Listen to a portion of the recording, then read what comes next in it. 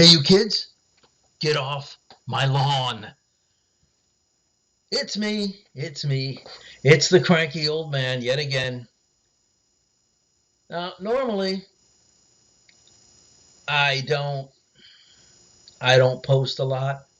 Normally you'll hear from me posting every couple of months because, well, there's not a hell of a lot for me to talk about, and I just don't buy records every day. I don't, you know. But I do have something to talk about today because if you'll remember, The uh, the last time that I posted, I said that I had a record coming up that I was going to get that I was going to review. Well, the record I was going to review is actually going to be here Monday. So I'm going to be probably doing a post about that later on in the week. It was the Black Sabbath reunion album. My wife went out in the meantime and got me this for my birthday. And this is pretty cool. I'm also using a different camera, so bear with me.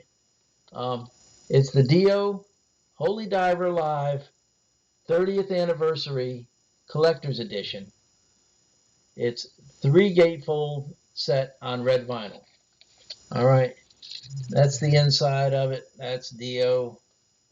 Um, that's just some shots of the crew. This is what's on the back of the album. They give you the song list. You can see that.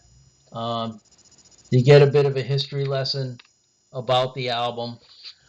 This album was recorded live in 2005 at the Astoria Theatre in London. I think after the Master of the Moon album had, the Master of the Moon tour had wrapped up. This wasn't something Dio had originally really wanted to do because he never really wanted to be pigeonholed. He said, why stick with one thing? Like, why do one album when there's so much other great music to choose from? And I get that. I mean, he had a storied career. He had a lot of records. He liked to do things from old and new. Um, but they reissued his 1983 Holy Diver album in the UK and expanded it. So he followed the trend that a lot of other bands were following, where they were like Motley Crue redoing Dr. Feelgood and Queensryche doing Mind Crime, Mind Crime Live and stuff like that. So he went and he did this for the UK fans at the Astoria Theatre in London in 2005. Don't know if this was a one-off show or if this was um, 10 days. I think this particular one was one-off. Um, but I'll just read down the set list. Oh, well, let me show you the vinyl first. This is the color vinyl that you get.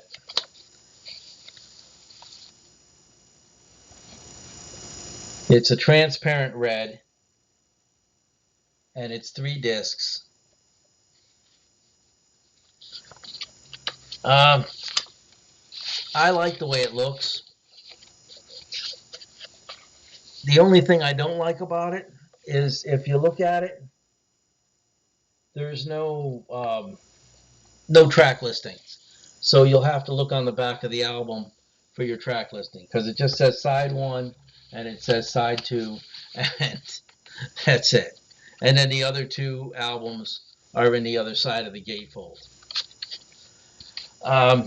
But this was done by Dio at the Astoria. On the album is Doug Aldrich on guitar, who really does an incredible job. Simon Wright on drums, who I've heard him on a few other Dio albums, and he fits in really well with Dio in that band. Rudy Sarzo, and is just a legendary bass player. He's been with like numerous bands. And Scott Warren on keyboards, who I don't know a hell of a lot about Scott Warren, but I have heard the name, and he sounds good on this as well. Now, the only thing that I've got to warn you about if you're going to get this album, okay? Well, first, before I warn you about it, let me just say this.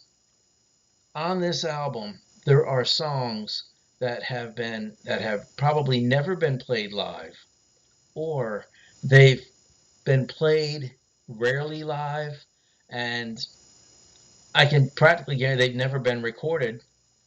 I mean, I don't think anybody has different versions of some of these songs. Like I don't believe Gates of Babylon from Rainbow was ever recorded live or ever performed live. Uh, but there's lots of good stuff here. The album opens up with Stand Up and Shout. I mean, they do the whole Holy Diver album in its entirety. So you get Stand Up and Shout, Holy Diver, you get Gypsy, you get Caught in the Middle, and at the end of Caught in the Middle, by the way, you get a really good Simon Wright drum solo. Don't Talk to Strangers, you get Straight Through the Heart, you get Invisible, you get Rainbow in the Dark, and you get Shame on the Night. And then after Shame on the Night, you get, I got to put on my glasses for some of this. I'm sorry, guys. Cranky vision. I'm old. When you're old, you need this crap. Ugh. All right. Then you get Shame on the Night. At the end of Shame on the Night, you got Doug Aldrich doing a fantastic guitar solo. And you can see where you can see where he is a fan of Ritchie Blackmore because he does pay little homages to Rainbow and Blackmore within his solos. So pay attention for that one. And that's important because on the next album, that's on side LP2, album, yeah, album number 2 of side 2 of album 2. I'll get it right one of these days. They start doing the Deep Purple. Where the hell's my head at today? They start doing the Rainbow stuff, and they do Tear It Woman. They do Sign of the Southern Cross from Black Sabbath. They do One Night in the City, which is a really cool Dio song. And then they do Man on the Silver Mountain, which has got to be my favorite live rendition of the album, and my favorite live rendition of that song. Because every time I hear somebody play this song, it's always a rocked up version of it, like the Rainbow Live version. And I'm sorry, I'm just really not a fan of that version. I like the traditional album version better. That's the version I first heard. That's the version that got me into Rainbow era Dio or Dio era Rainbow. And Doug Aldrich, being a huge Blackmore fan, uh, paid tribute to Blackmore by doing that slower version, and I think it sounds incredible. I love that version. And then the last thing is, they do Long Live Rock and Roll, another Rainbow song, and then they end it with, a Dio classic, We Rock. This again was really really good. I really enjoyed it, but this is the one caveat, and this is the one thing you're going to have to remember about this thing. Dio was 41 years old when he recorded Holy Diver in '83. Okay? He was 41. He was a fairly young man. All right? Now it's 2005. He's 63. So he doesn't sound like young Dio anymore. He sounds different. The guitars have been tuned down so that they sound different. I mean, so the actual sound of the songs sounds a little different. And if you're used to Holy Diver like I was in the beginning, it can sound a little jarring. Now, I listened to this well before I had this album. I had listened to this in, I don't know, 2000, probably around 2005, maybe a couple years later. I had heard it, And and when I first heard it, it was a little shocking to me, and I didn't go back and revisit it. I didn't really think much of it. I thought it was I thought it was, well, I'm going to be honest, I didn't like it. But when I got to listen to it on vinyl, I don't know if it was the vinyl experience, where I actually sat down and had to just listen and absorb it. I don't know if it was the realization that Dio's older now, and this is why it sounds the way it does. I don't know if my voice, my over the years, I had just gotten accustomed to older Dio because I had heard him sing with Heaven and Hell on a few other live things. Um, but this was a lot more enjoyable this time around. Enjoyable enough for me to give it a couple of more listens, and some of the individual songs even more than one listen. This was really good.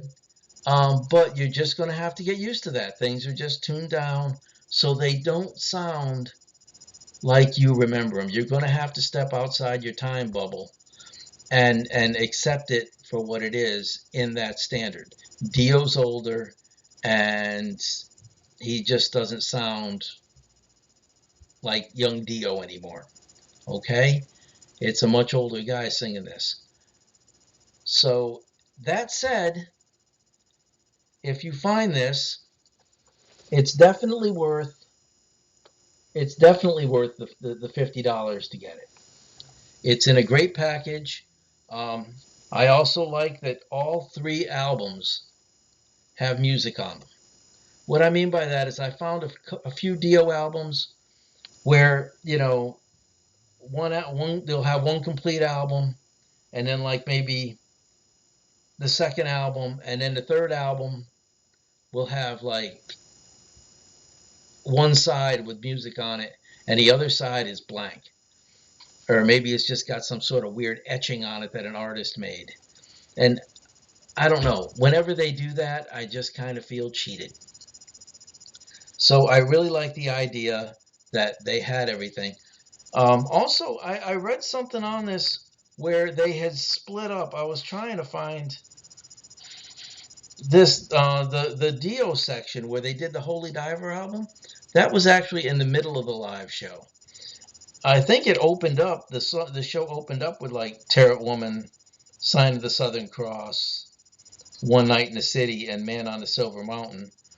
Then I think they did the Dio set in the middle, and then they did Gates of Babylon, Heaven and Hell, Long Live Rock and Roll, and We Rock. I think that's the way it went, but I can't find it anymore. Uh, oh, here it is. Here it is. I'll read it to you verbatim. All right, it said, to avoid ugly edits, it has been necessary to move the Holy Diver segment from its original place in the show. It now fills LP1 of this triple live LP. On the night, however, the performance began with with Rainbow's Terror Woman, Sign of the Southern Cross by Black Sabbath, and Dio's own One Night in the City from the 1984's Last in Line album. So it was Last in Line. I'm sorry, I thought it was Lock Up the Wolves. I was wrong. My bad. Then came the moment we awaited. It introduced spoken word Dio, and then they did the whole Holy Diver album, and then they wound up with let's see, with the other songs, the Gates of Babylon, Heaven and Hell, Long Live Rock and Roll, and We Rock. So yeah, um, they did it that way, and it still works out good. You can't tell unless you read the back. But anyway, that's all I got to talk about today. When my other album comes in, I'm going to post, and we're going to review that one as well. So until then, do me a favor, like, click, subscribe. Oh, and before I forget, um, I got to look this up real quick because it is my wife's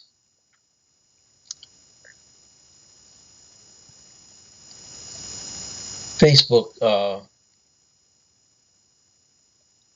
group. It's Old Orchard Farms Equine Sanctuary. It's on Facebook. So if anybody out there is a fan of horses and equine rescue, go ahead and follow this. It's my wife, and her thing is Old Orchard Farm Equine Sanctuary. I just wanted to give that a plug because it's really, really good. And she's really, really good with horses. So until next time, with that said, get the hell off my lawn, and we'll see you next time. Bye.